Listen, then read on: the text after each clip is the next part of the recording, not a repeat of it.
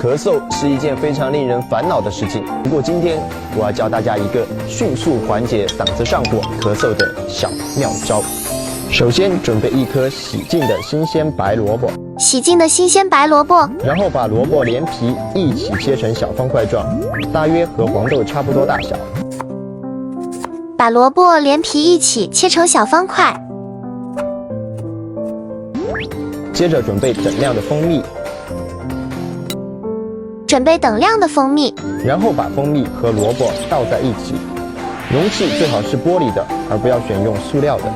最后用保鲜膜封口，大概等2个小时以后，这个萝卜蜂蜜汤就腌制好了。把蜂蜜和萝卜倒在一起，倒入玻璃容器，密封2小时以上。